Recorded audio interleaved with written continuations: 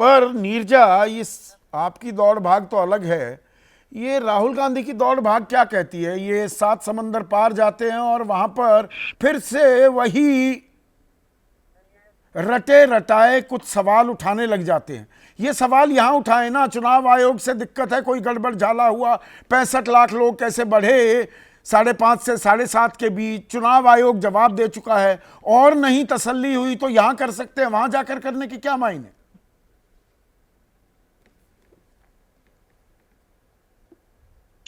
देखिए, राहुल गांधी कहा जा सकता है आदत से मजबूर हैं, बाहर जाके करते हैं, यूनिवर्सिटी संदर्भ में कर रहे हैं, करते भी हैं तो क्या फर्क पड़ता है? इतना कमजोर देश तो है नहीं कि एक स्टेटमेंट से इसकी जड़ें हिल जाएंगी, सिक्योरिटी इश्यू हो जाएगा। एंटी नेशनल तो मैं नहीं मानती हूँ, वो सवाल उठा रहे हैं, ये बात बिल्कुल सही है आपकी। नवंबर में इलेक्शन हुए महाराष्ट्र में, इसको उन्होंने उठाया, कांग्रेस पार्टी की तरफ से उठा था ये सवाल, लेकिन जोर शोर से उठाना चाहिए था, इसको फॉलो अप करना चाहिए था, ईसी से ज्यादा जाके बैठकें करनी चाहिए थी। ये मैं मानती हूँ। अगर इतना नहीं, इक्का दुक्का उदाहरण देकर कि शिरडी में जी 5,000 एक ही एड्रेस पर वोटर वो रजिस्टर हो गए, वहां से जवाब आया भाई एजुकेशनल इंस्टीट्यूशन है, वहां स्टूडेंट्स हैं, उनको वोटर आई कार्ड बनवा कर दिया गया है, वही फॉलो अप क्यों नहीं होता? कहने को तो देखिए, और ये सवाल तो हमने उठाए हैं नीरजा।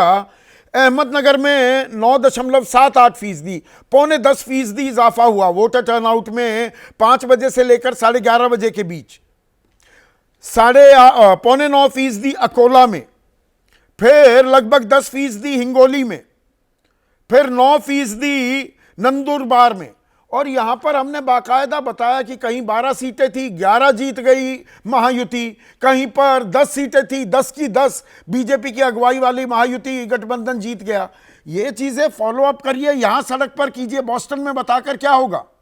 वो बात बिल्कुल सही है, आप पॉलिटिकल लीडर हैं, आप लीडर ऑफ ऑपोजिशन हैं, इसके बारे में ऑपोजिशन पार्टीज एक्सरसाइज हैं, बहुत लोग बात करते हैं, तो ये बात बिल्कुल आपका तर्क ठीक है कि यहाँ करिए ना, यहाँ फॉलो अप करिए, सड़कों पे उतरिए।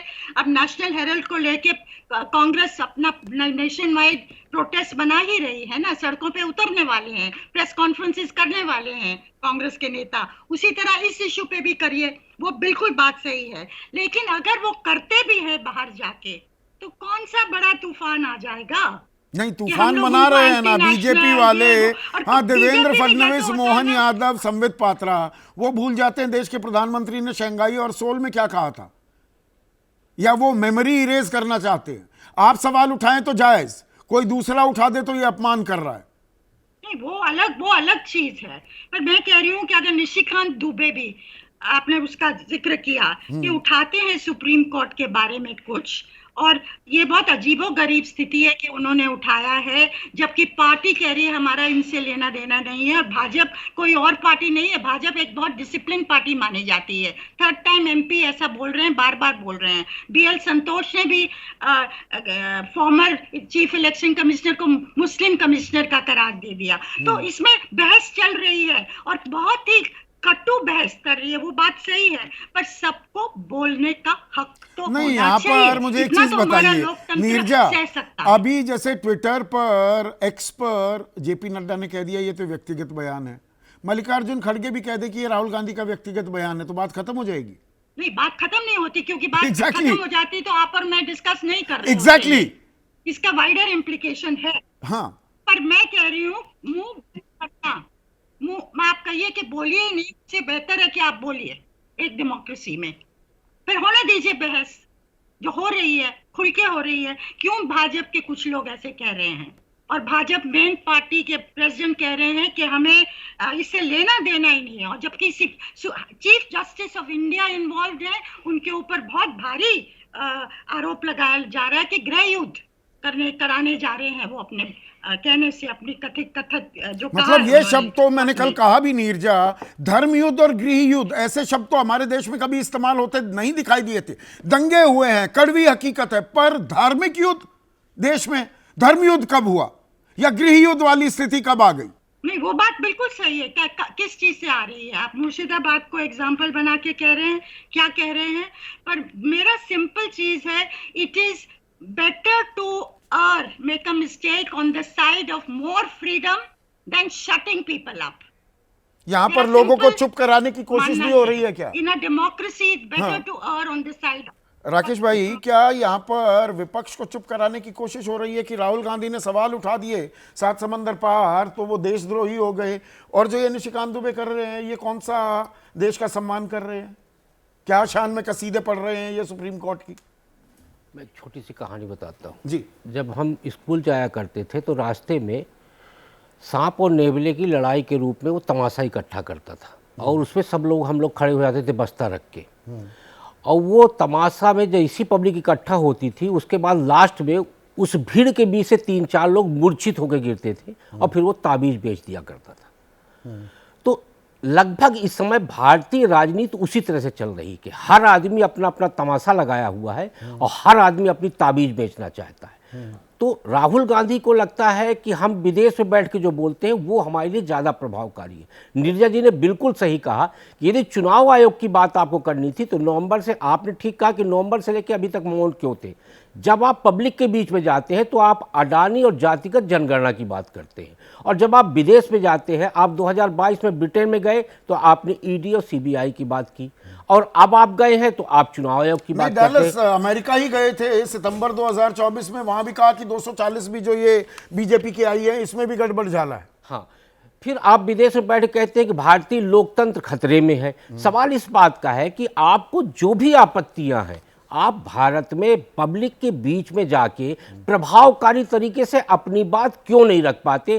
क्या ये चिंतन करने का विषय नहीं ये तो है? हो गया एक पहलू, पर दूसरा पहलू जो देशद्रोही बता रहे हैं राहुल गांधी को, वो निशिकांत दुबे के मामले में चुप्पी साधे क्यों बैठे हुए? देखिए, संबित पात्रा जी प्रमाण पत्र देने की स्थिति में नहीं है कि वो राहुल गांधी देशभक्त हैं या देशद्रोही हैं। मुझे नहीं लगता कि संबित पात्रा जी, कई बार ऐसा होता है संदीप भाई कि अपन बयान इसलिए भी देते हैं कि हम चर्चा देवेंद्र में रहे। फडणवीस भी तो कह रहे हैं कोई भी देशभक्त अपने देश को विदेश में जाकर बदनाम नहीं करता। देशभक्त विदेश में जाके बदनाम नहीं कर सकता इस बयान में और देशद्रोही होने के बयान में, दोनों में जमीन आसमान का अंतर है। संबित पात्रा जी यदि कह रहे हैं कि राहुल गांधी बिल्कुल देशद्रोही हैं, तो मैं बिल्कुल इस बात से इत्तेफाक नहीं रखता कि राहुल गांधी देशद्रोही हैं। बयान देने तो से शंघाई सियोल में जो बयान दिए गए थे, अरे भाई कैसा देश है, यहाँ पर कहाँ पैदा हो गए, ये भी तो कहा गया है। नहीं, देखिए, कहाँ पैदा हो गए, क्या हुए, इसके पहले ये भी कहा गया कि जब कांग्रेस की सरकार थी तो विदेश में रहने वाले लोग ये कहते थे कि भाई भारत को लेके हमें बड़ा यहाँ पे संकोच होता है कहने में, और 2014 से 24 के बीच में भारतीय लोग अपने आप को प्रफुल्लित महसूस करते हैं। तो पासपोर्ट की स्ट्रेंथ तो लगातार गिरती जा रही है। नहीं, मैं बात कर रहा हूँ कि दो तरह की मतलब बात। 86वें नंबर पे थी, वो शायद 146वें पे चली गई है। दिबांग, गलत तो नहीं कह रहा हूँ, कुछ ऐसा ही आंकड़ा है ना? बिल्कुल बिल्कुल यही आंकड़ा है। तो दो तरह की बातें, मैं यही कह रहा हूं कि दो तरह की बातें आती हैं। कहीं वो तो एक नैरेटिव गढ़ा जा रहा है। हाँ, बस तो वहां पर वो कुछ लोग हैं वो नैरेटिव गढ़ देते हैं, बहुत सम्मान बढ़ गया। पासपोर्ट का कितना सम्मान है उससे पता लगता है ना देश की ताकत को कैसे देखा जा रहा है, आका जा रहा है। वही मैं कह रहा हूं कि सवाल इस बात का है कि कितने लोग भारत से जा रहे, कितने लोग भारत आ रहे, ये सारा आंकड़ा बता रहा है कहीं ना कहीं कुछ ना कुछ तो गड़बड़ झाला है। लेकिन उस गड़बड़ झाले जो आप बात कर रहे हैं ना, उसी से तो ध्यान भटकाने के लिए दोनों पक्ष अपने अपने दांव चल रहा, और दोनों पक्ष ये चाहता है कि भारत की जनता का ध्यान हमारी बात पे सुप्रीम कोर्ट का अपमान हो रहा है ना निशिकांत दुबे जो कह रहे हैं, और उस पर चुप्पी साध ली ना दरअसल बीजेपी ने। देखिए, यदि ये कह देना कि इससे पार्टी का कोई वास्ता नहीं है, तो मुझे लगता है सैम पित्रोदा ने भी जब बयान दिया था तो कांग्रेस ने कहा कि इससे पार्टी का कोई वास्ता नहीं है। यदि आप पार्टी में हैं, पार्टी में किसी भी जिम्मेदार पद पे बैठे हुए हैं, तो आपकी बात का पार्टी के साथ इन्वॉल्वमेंट खत्म नहीं किया जा सकता, चाहे आप सांसद हो, पार्टी के पदाधिकारी हो। यदि आपने कोई बात ऐसे कहा, ही कोई हाशिए पर पड़े सांसद नहीं है। बहुत से सांसद आपने इतने साल राजनीति कवर की है, वो कोने में बैठे रहते हैं, कोई पूछता अरे नहीं। ये वही निशिकांत दुबे तो जो बड़े बड़े अहम विधेयक सरकार ने पेश किए कानून बनाने के लिए, ओपनिंग की है निशिकांत दुबे ने। अरे ये वही निशिकांत दुबे जी है जिन्होंने महुआ मोइत्रा की सदस्यता तक खत्म करवा दी। हाँ।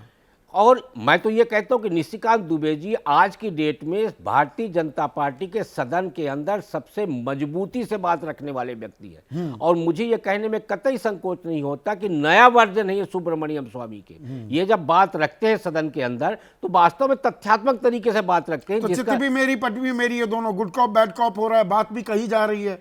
अग्निमित्रा पॉल वो शाम को आ गई फिर से सामने की, नहीं मैं तो समर्थन दे रही हूँ निशिकांत दुबे का। वही तो समस्या है ना कि जो आप कह रहे चिट भी मेरी पट भी मेरी, तो अब हमें क्या करना है कि हमें तो अपनी बात को पूरी मुस्तैदी के साथ रखना है। नहीं, मुस्तैदी के साथ रखना तो है।